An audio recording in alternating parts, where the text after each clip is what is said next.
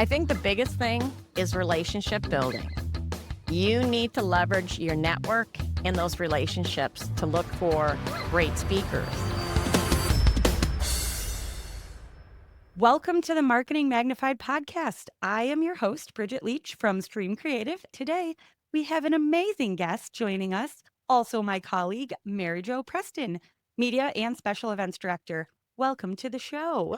Thanks.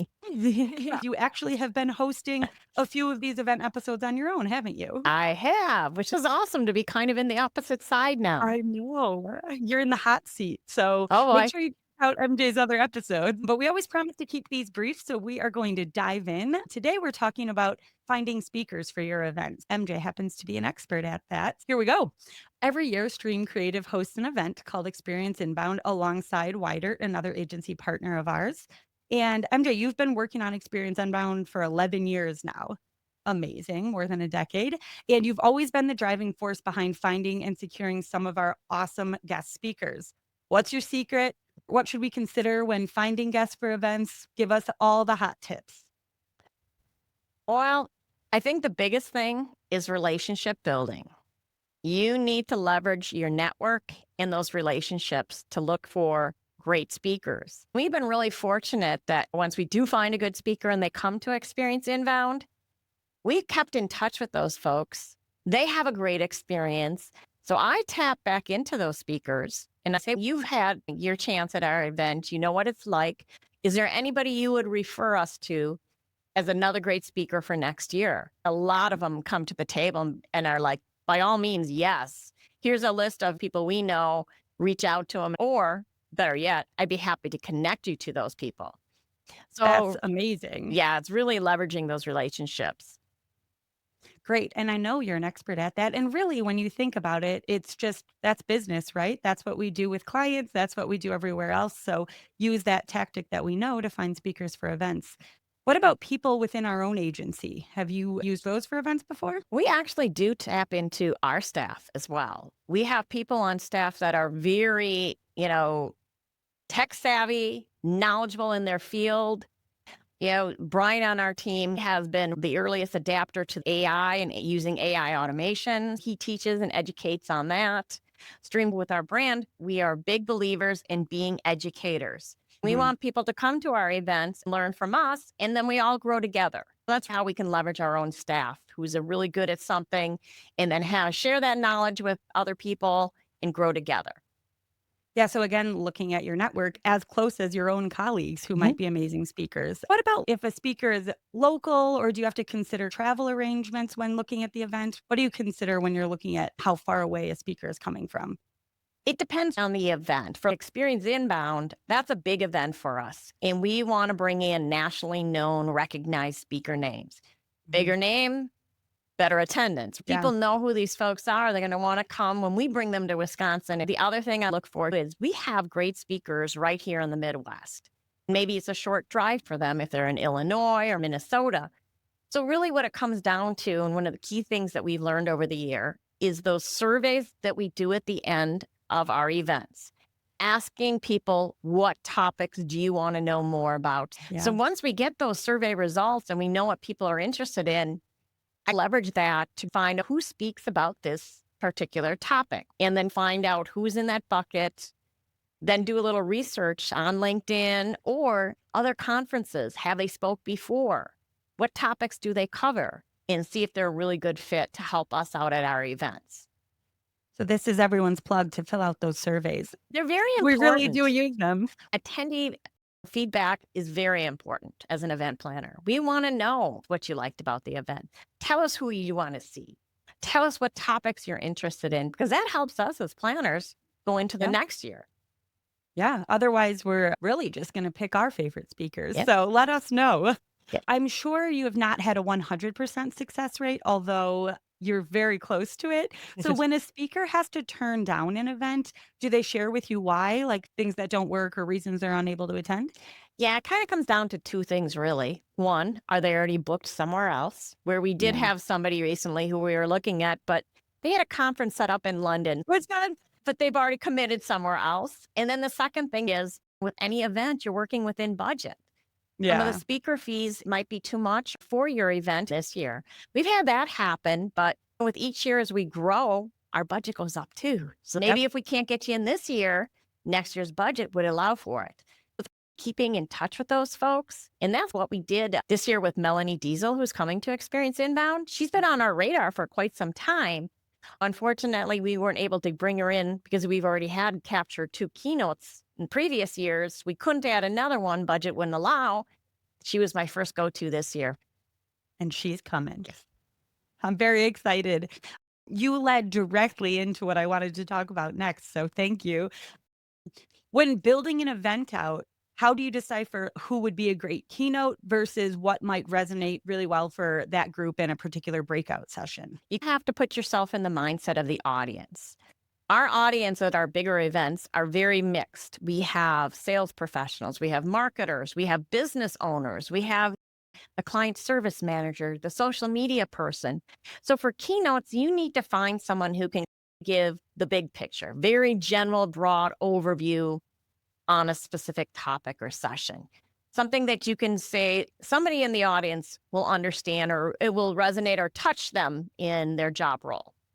But for deep dive sessions, we give our attendees a choice. What do you want to further your skills on? So we look for somebody that's very topic focused, maybe a social media expert on YouTube. Maybe it's somebody who's going to talk about branding. Maybe it's somebody who's going to talk about maximizing your ROI or your analytic nerds, which I love. They're my favorite. You're one of them, Bridget. I like that. Give me some data. And this is going back a little bit, but we made a joke about a London event versus Wisconsin.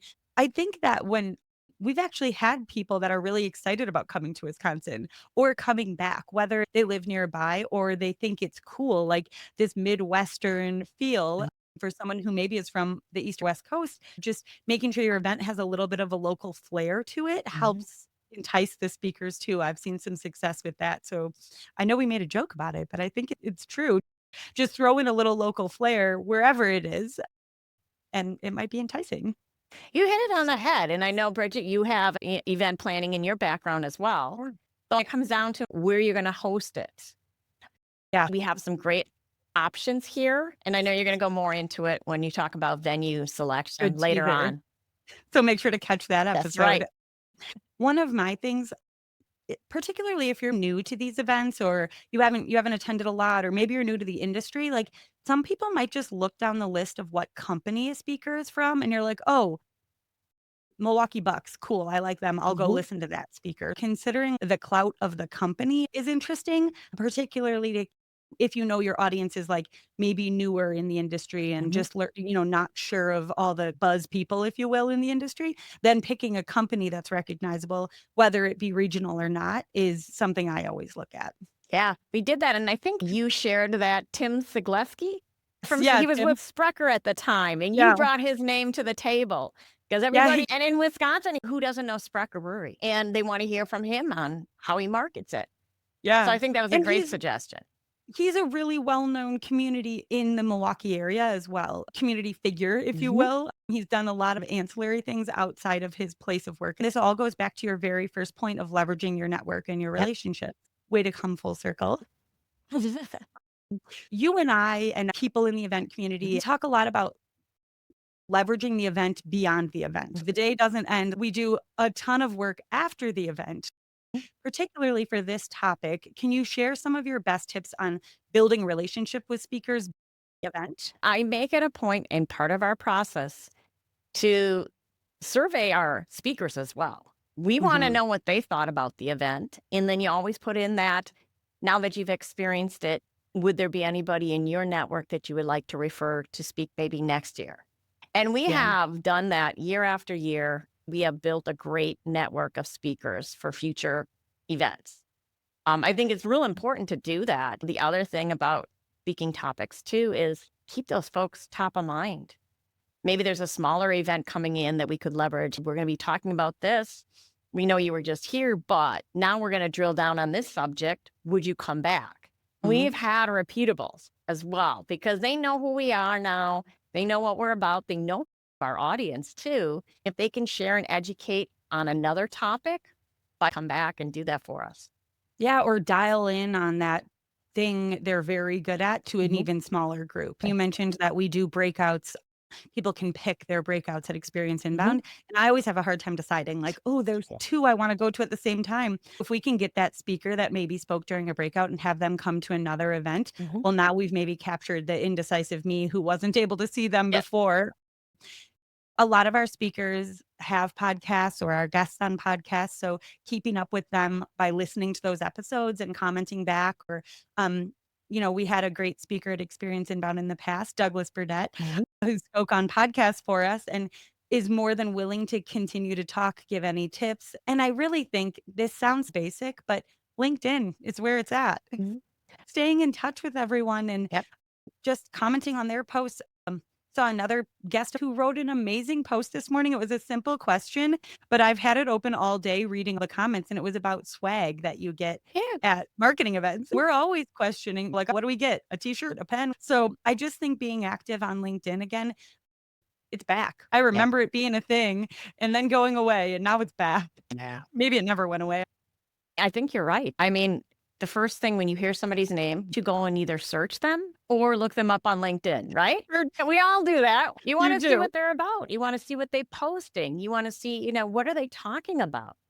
And Yeah. again, it's a great tool for us to do research with and find out who we want to talk about. Chances are they're going to know someone within your network. Maybe they're a Yeah. second connection, but maybe they have a first connection. It's leveraging those connections and then reaching out to someone that maybe they know both of you and connect. Yep. Oh. Or if I've reached out to people I've seen speak at other events. Mhm. Hey, just saw you speak at this event. Just wanted to say thanks. But now I'm suddenly not a stranger. Right. I am, but I've reached out previously. So if I want them for one of our events, now that we've kind of started a rapport already. Exactly. Exactly. Well, Yeah. all right, MJ.